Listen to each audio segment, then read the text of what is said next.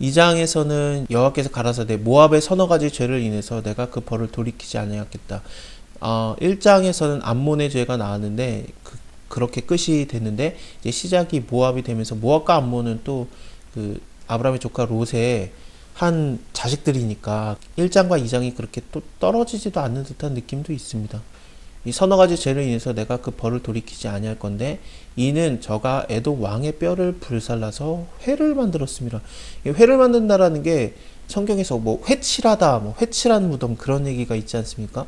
이게 뭐냐면 벽에 바르는 재료예요. 그래서 에돔 왕의 뼈를 불살라 가지고 벽에 바르는 재료를 만들었던 것 같아요.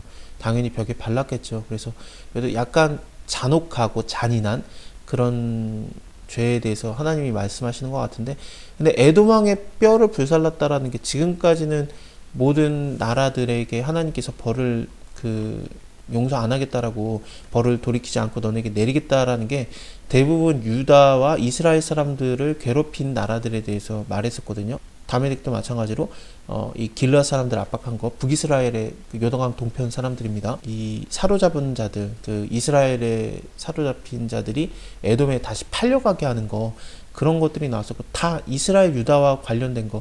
이스라엘 유다 사람들 너네가 괴롭혔으니까 내가 너희를 갖다가 벌을 내리겠다, 이런 식이었는데, 근데 모압에 대해서는 그냥 에돔 왕의 뼈를 불사른 거, 이거는 이스라엘 유다 사람은 아니지만 그래도 이스라엘의 형제가 에돔 족속이니까 그래서 그런 것 같기도 하고, 또 이걸 어떻게 생각할 수 있냐면은 에돔 땅에 이렇게 모압 자손들이 함부로 대한 것을, 사실 에돔도 하나님의 나라 사람들이에요. 하나님께서 다 에돔을 창조하셨지 않습니까?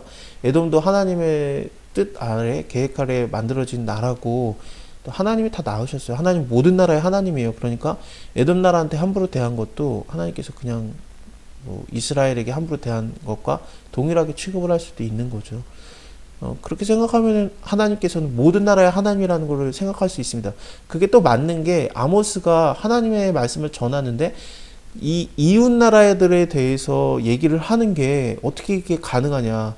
여호와 하나님은 이스라엘 유다의 하나님 아니냐? 아니에요. 이스라엘 유다만의 하나님이 아니라 모든 나라의 하나님이에요. 다 하나님 거예요. 그래서 그 에돔의 나라에 대해서도 말할 수 있는 거고, 모압에 대해서도 말할 수 있고, 유다에 대해서도 말할 수 있고, 그런 겁니다. 그렇게 생각하면은 이게 오해가 없을 것 같습니다. 내가 모압에 불을 보내리니 그리웃 궁궐을 살 것이다. 모압이 요란함과 외침과 나팔 소리 중에서 죽을 것이라. 내가 그 중에서 재판장을 멸하며 방백들을 저와 함께 죽이리라. 이는 여호와의 말씀이니라. 이제 4절에는 유다, 그리고 6절에는 이스라엘의 죄가 나오는데, 유다의 죄가 굉장히 좀 짧게 나옵니다. 여호와께서 가라사대 유다의 서너 가지 죄를 인해서 내가 그 벌을 돌이키지 아니하리니 이는 저희가 여호와의 율법을 멸시하며 그 윤례를 지키지 아니하고 그 열조에 따라갔던 거짓에 미혹하였습니다.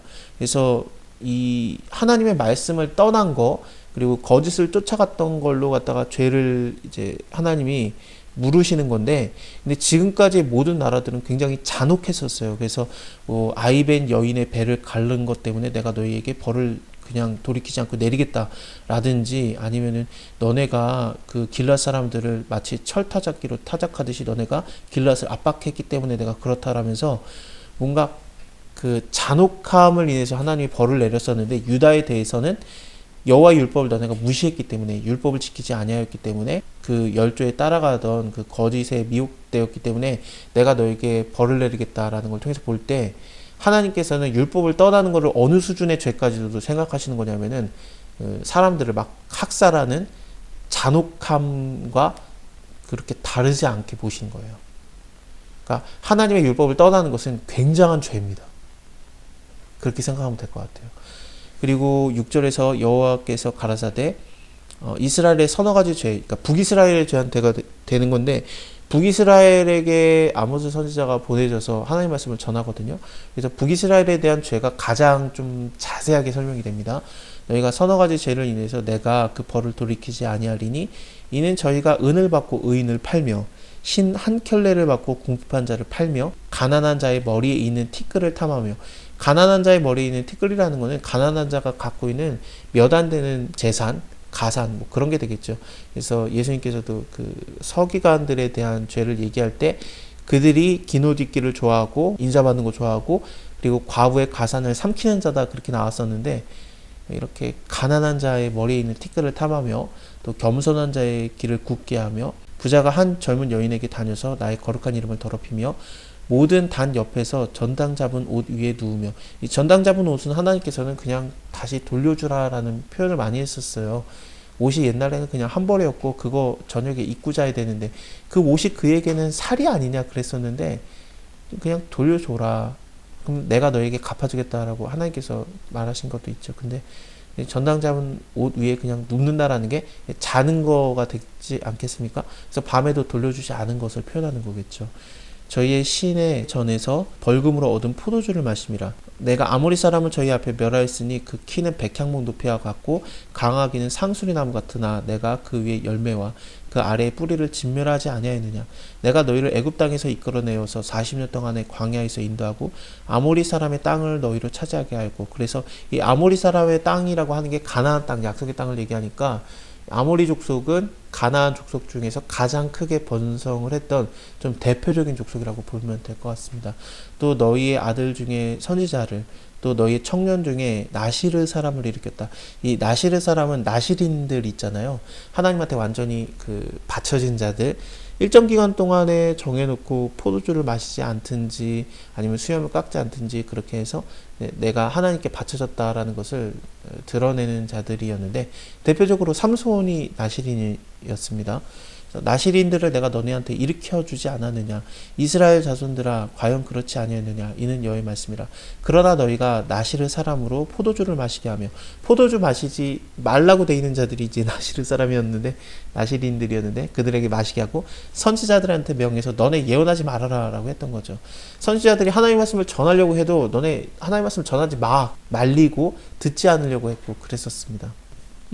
이거는 3장에서 비슷한 내용이 한 번 더 나올 거예요. 3장 8절을 보면은 주 여호와께서 말씀하신즉 누가 예언하지 않겠느냐 그러면서 하나님이 말씀하신 것을 그 선지자들이 당연히 예언을 하는데 근데 그것을 들으려고 하지를 않는 거에 대해서 하나님이 이제 강하게 3장에서 얘기를 할 건데 곡식단을 가득히 실은 수레가 흙을 누른 같이 그래서 굉장히 무거운 수레가 이 흙을 누르면 완전히 이제 밟혀서 찌그러지잖아요. 그리고 옆으로 흙이 삐져나오겠죠. 그것처럼 내가 너희 자리에 너희를 누를 것이다. 빨리 다른 박질하는 자도 도망갈 수 없으며 강한 자도 자기 힘을 낼 수 없으며 용사도 피할 수 없으며 활을 가진 자도 설 수 없으며 발이 빠른 자도 피할 수 없으며 말을 타는 자도 피할 수 없고 용사 중에 굳센 자는 그 날에 벌거벗고야 도망가리라. 이는 여호와의 말씀이라. 그래서 하나님의 심판, 하나님의 재앙이 하나님의 뜻에 의해서 하나님의 의지에 의해서 일어나는데 너희가 거기서 도망갈 수 없을 것이다.